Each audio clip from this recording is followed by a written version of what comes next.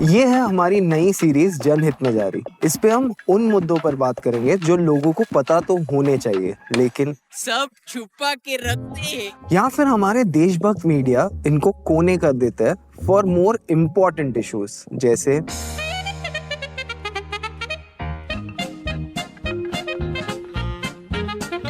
You went full retard, man. Never go full retard.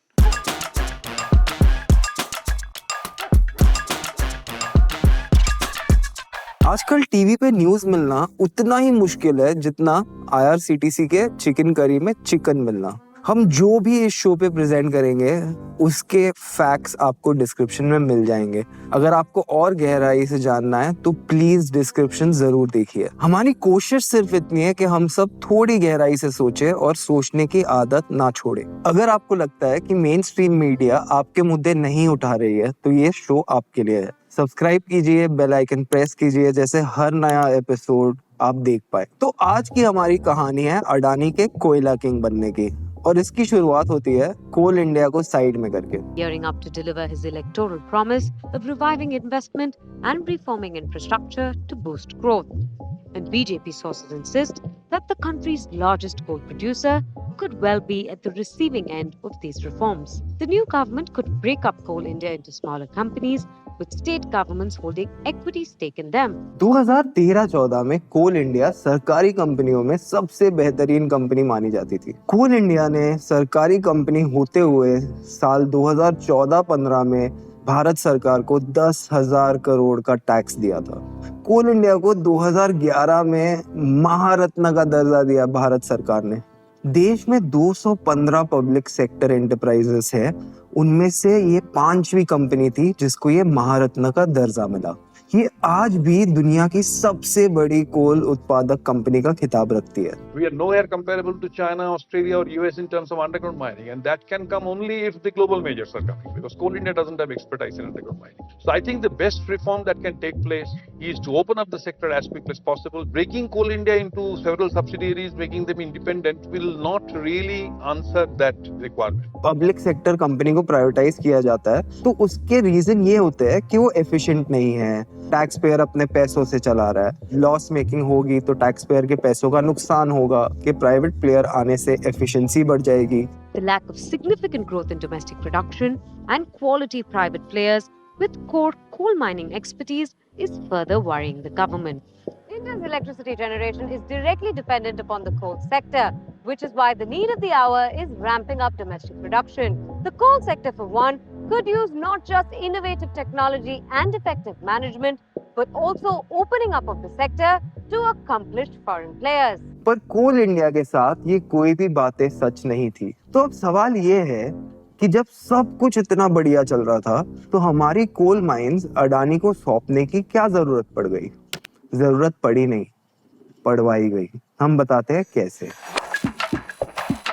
जून 2020 ये वो वक्त था जब पूरा देश कोविड के लॉकडाउन से जूझ रहा था। माइग्रेंट्स की कतारें सड़कों पर दिख रही थी, लोग डर में जी रहे थे और इस सब के बीच सरकार चुपके से एक नोटिफिकेशन ले आती है। इस नोटिफिकेशन के तहत प्राइवेट सेक्टर को कोल माइंस में माइनिंग की खुली छूट दी जाती है। आप प्रायोरिटीज देख रहे हैं सरकार की, जब लोग पैदल घर जा रहे हैं, दुकानें बंद है, रेलवे ट्रैक्स पर अपना दम तोड़ रहे हैं, काम धंधा ठप है, बंदे के पास एक हफ्ते का राशन नहीं है और इस बीच में सरकार को लग रहा है आपदा में अवसर। इससे पहले तो प्राइवेट कंपनीज को बैकडोर एंट्री मिलती थी, पर इस नोटिफिकेशन के बाद प्राइवेट कंपनीज के लिए रेड कार्पेट बिछ गया। तो इस नोटिफिकेशन से रास्ता तो तैयार हो गया, पर एक कहानी की जरूरत थी इसको जस्टिफाई करने के लिए। अब आते हैं अक्टूबर 2021 में। मीडिया में एक माहौल क्रिएट किया गया कि भारत के पावर प्लांट्स में सिर्फ 4 दिन का कोयला है। India staring at a big energy crisis, only 4 days of coal reserve supply left. Captive power producers are facing a shortage of coal and they have raised these concerns in a letter to the coal ministry as well. The entire country is staring at a massive power crisis. In the latest, we've learned that there is only 4 days of coal left in 21 power plants. सिर्फ 4 दिन सुनते ही सब लोग full panic में। दादा सोच रहा है कि मैं लैंटन के नीचे पड़ा था, अब मेरा पोता भी लैंटन के नीचे पड़ेगा क्या? अब एंट्री होती है एसोसिएशन ऑफ पावर प्रोड्यूसर्स के डायरेक्टर जनरल अशोक खुराना की। अशोक खुराना जी एक खत लिखते हैं कोल सेक्रेटरी को, जिसमें ये मीडिया की न्यूज का हवाला देते हुए वो कहते हैं कि हमें और कोयला खोदने की जरूरत है। जब एक तरफ ये कोल शॉर्टेज की अफवाह फैलाई जा रही थी, वहीं कोल मिनिस्ट्री संसद में खड़े होकर कह रही है कि कोई कोल शॉर्टेज नहीं है। It is a matter of fact that today the entire country, nobody is facing a coal shortage, and therefore it is quite obvious that the stocks will be higher side or production will be calibrated based on the demand. Having said that, we are also making effort to evacuate more stocks to the coastal plants, where we are hoping that the imported coal will gradually come down and domestic coal will replace imported coal wherever technically feasible. Centre for research on energy and clean air ने भी वही कहा कि कोल के production में कोई कमी नहीं है। ये शॉर्टेज थर्मल पावर प्लांट्स में सही तरह से स्टॉकिंग नहीं होने की वजह से हो रही थी।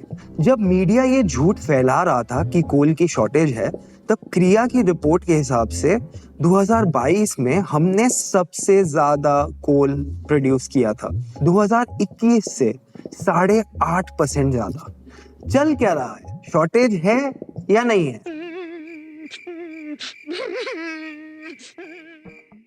क्रिया की रिपोर्ट ने एक और चीज हमें बताई कि जितना हमारी माइनिंग कैपेसिटी है उसका हम आधा ही इस्तेमाल कर रहे हैं। तो जो हमारे एग्जिस्टिंग माइंस है उसमें हम ज्यादा माइनिंग करके शॉर्टेज को ओवरकम कर सकते हैं। इन शॉर्ट, खुराना जी एकदम गलत थे कि हमें नई खदानें खोलने की जरूरत है। लगता है यही सरकार की स्क्रिप्ट थी।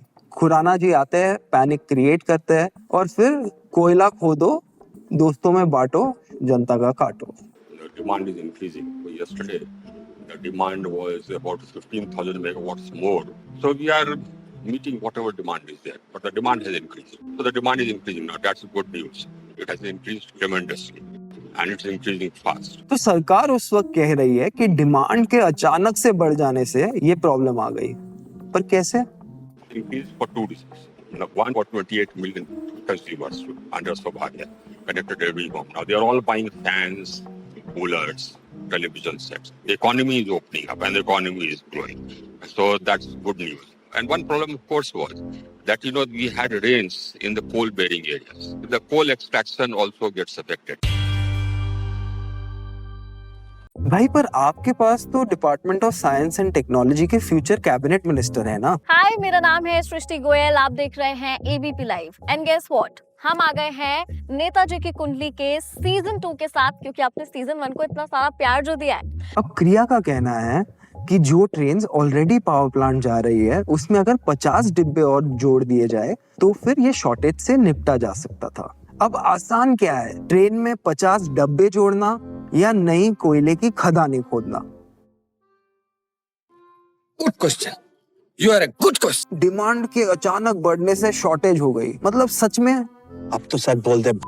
अब peoples commission on public services and public sector हमें बता रही है कि अगर शॉर्टेज हुआ भी तो सरकार का काम है ना फोकास्ट करके उसे स्टॉक करना। अगर ये शॉर्टेज है भी तो सरकार की नाकामी की वजह से है ना। क्यों सरकार ये शॉर्टेज प्रिडिक्ट नहीं कर पाई? It is not a power crisis. We are meeting the entire demand of the country. The coal supplies are something which we have to monitor. Now it's an ongoing process because coal is dispatched from the mines every day by rigs. So we are monitoring that. एक normal घर में जहाँ gas cylinder use होता है और अगर 4 guest आ जाए तो हम सबको पता है कि गैस सिलेंडर जल्दी खत्म होगा, ज्यादा खाना बनेगा, ज्यादा चाय बनेगी, ज्यादा गैस यूज होगा।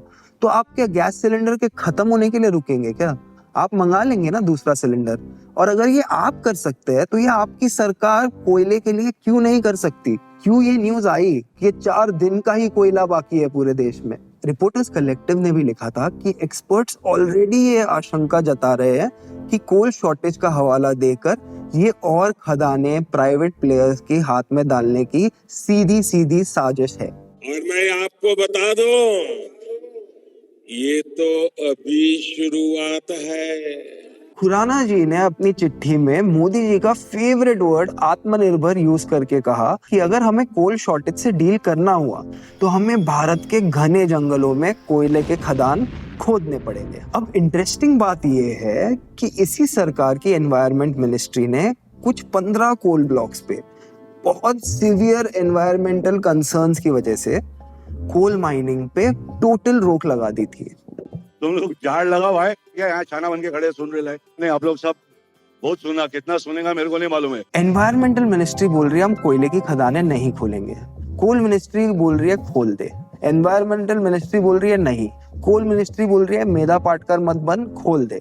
एनवायरमेंटल मिनिस्ट्री बोल रही है नहीं। अब कोल मिनिस्ट्री अपनी एजेंसी ले आती है, central mine planning and design institute. अब central mine planning and design institute को लेके आया था एनवायरमेंटल मिनिस्ट्री के एनवायरमेंटल कंसर्न्स को ओवरटर्न करने के लिए।